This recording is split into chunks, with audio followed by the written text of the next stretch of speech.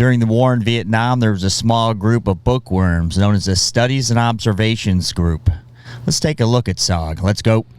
SOG to the public meant the Studies and Observations Group, supposedly a bunch of bookworms. Not these guys. SOG. Isn't that a nice euphemism? The Studies and Observations Group. You think they just study the culture of the indigenous people and find ways to just better get along, right? Fought the secret war in rainforests and jungles of Laos, Cambodia, and even North Vietnam.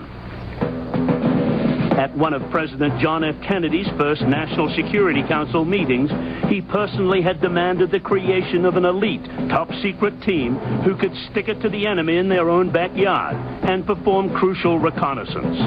It was top secret limited distribution.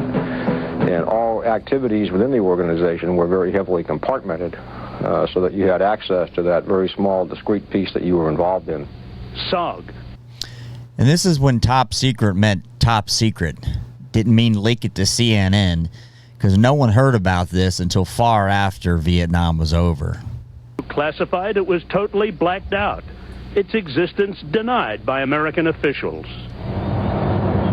Without the knowledge of Congress or the American public, SOG was formed to carry out covert paramilitary operations on what the world was told was neutral territory. Retired Major General John Singlob, then an Army colonel, was chief of SOG operations from 1966 to 68. The treaties that had been signed in the early 60s said that the U.S.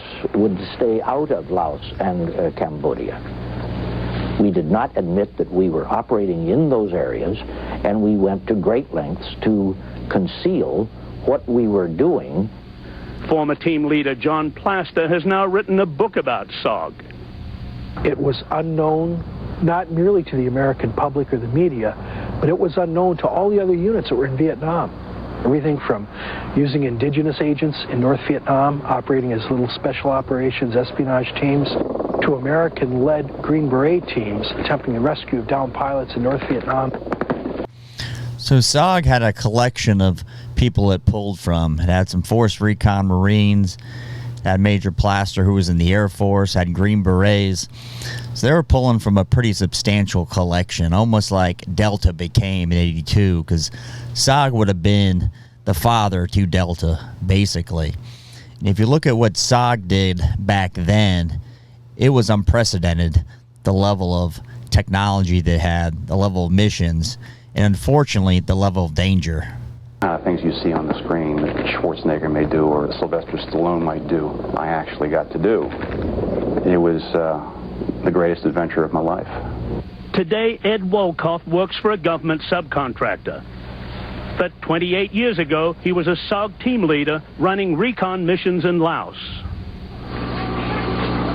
That vegetation was so dense that you could not see literally your hand in front of your face at night. It was total pitch darkness. We would carry somewhere in the neighborhood of 80 pounds of equipment on us. And from the moment you hit the ground, you were being hunted.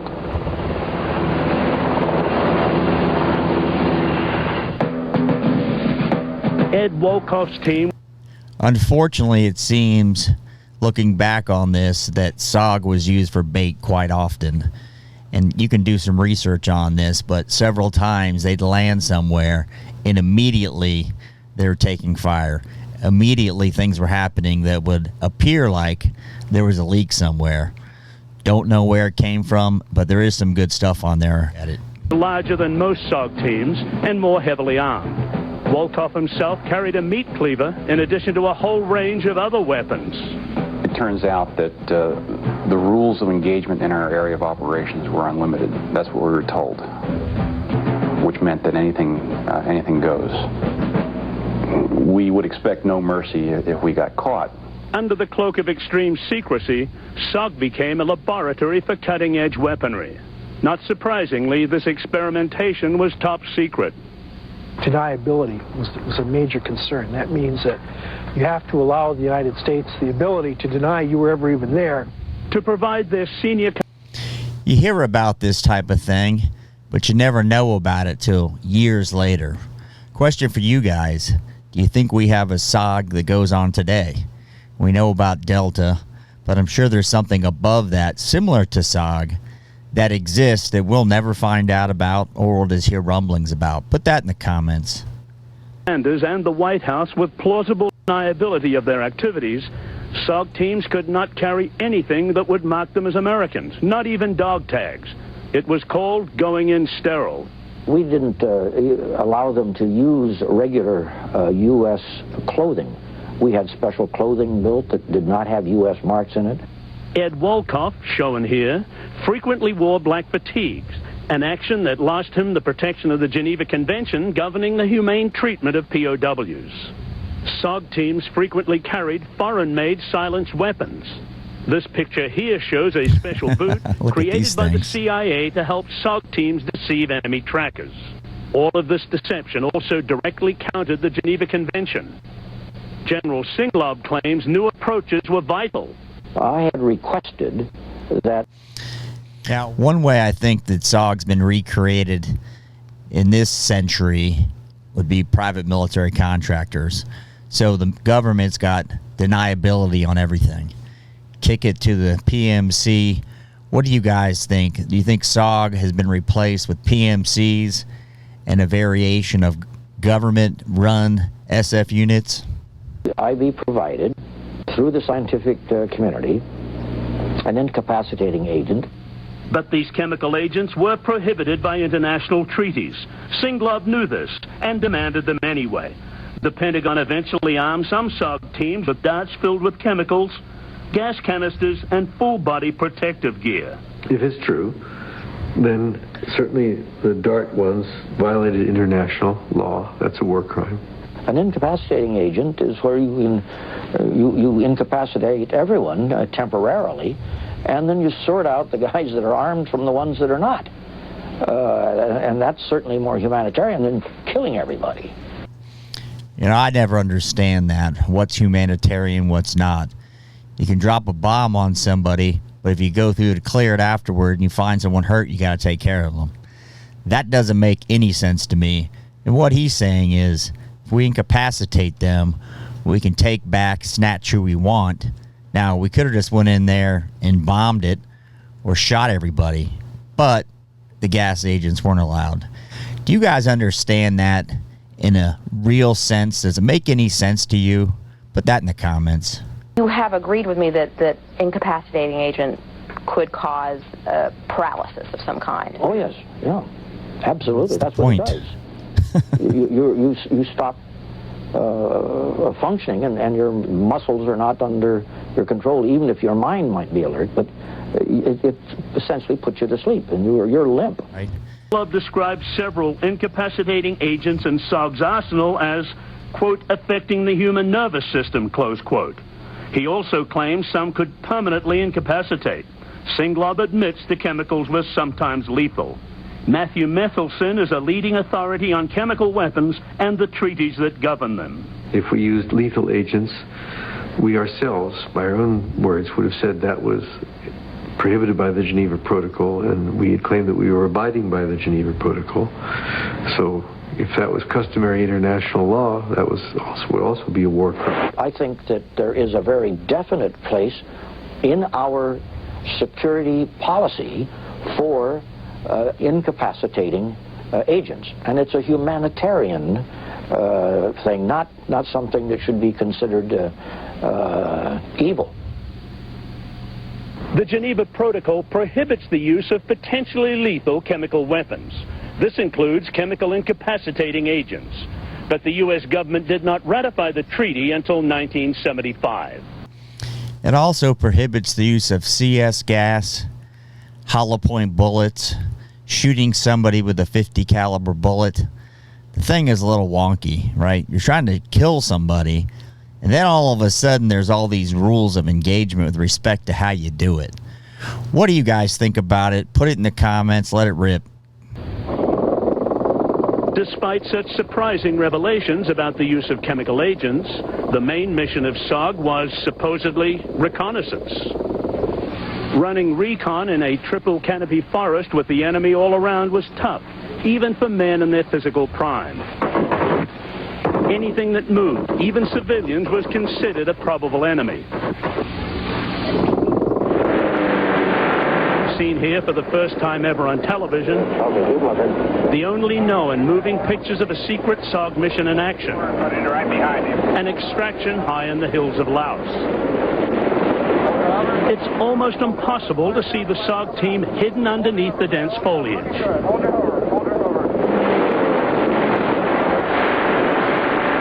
Under constant fire, SOG teams would be extracted by helicopter on dangling ropes, shaky ladders, and contraptions called stabo rings.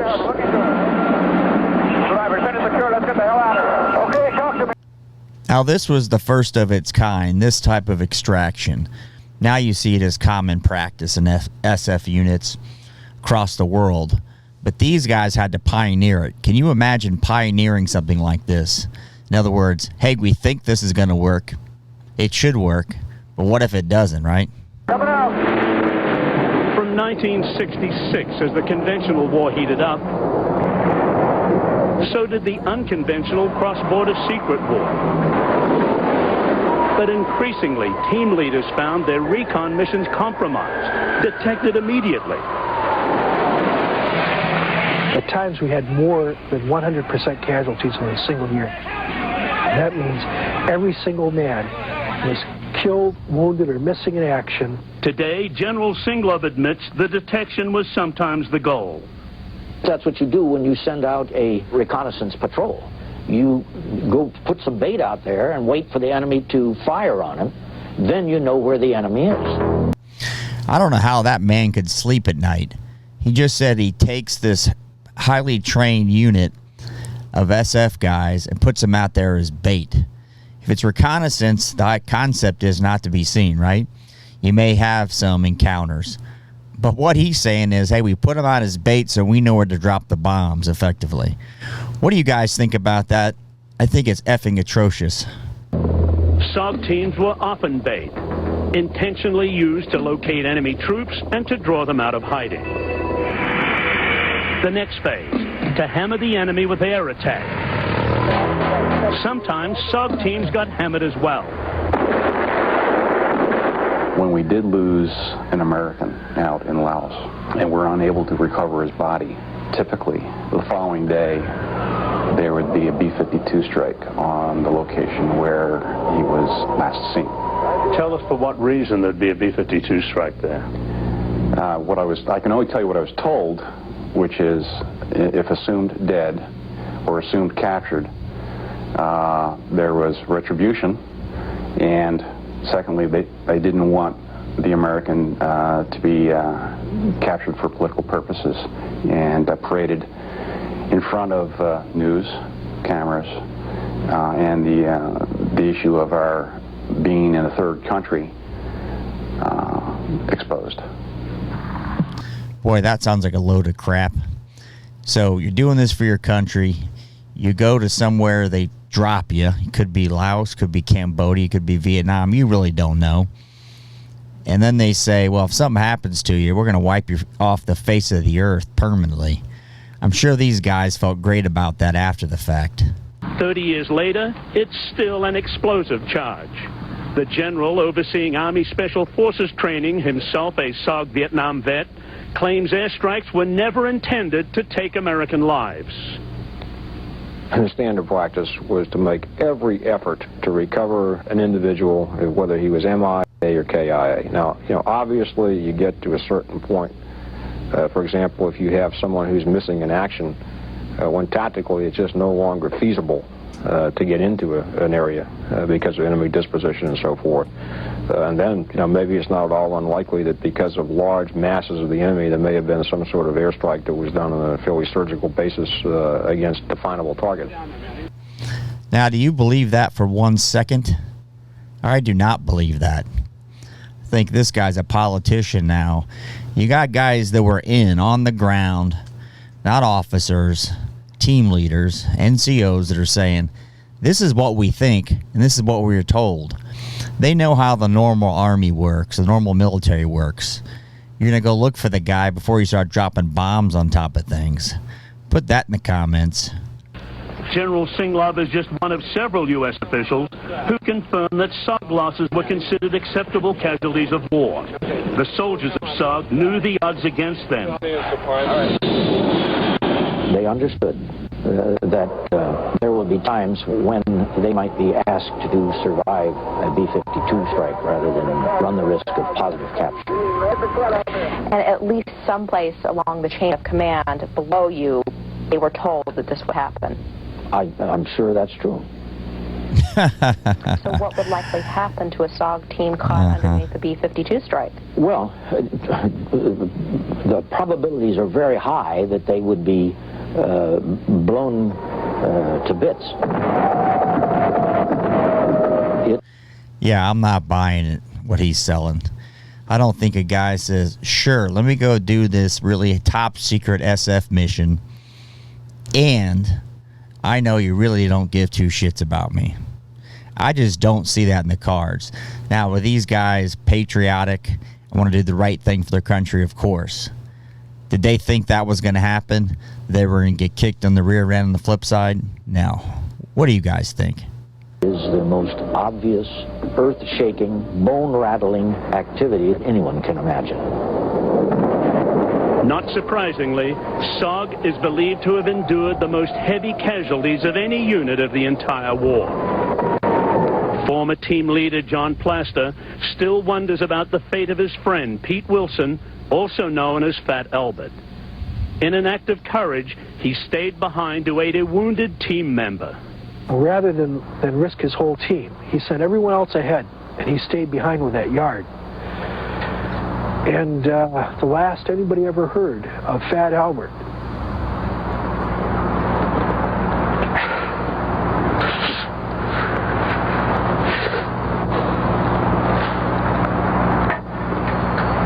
The last thing ever heard was his voice on his emergency radio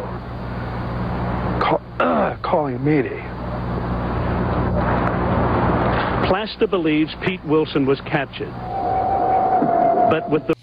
Yeah, I'm sure he was captured, and we didn't do anything for the guy. From the sounds of these generals, they're basically saying, you get captured, you're on your own, buddy.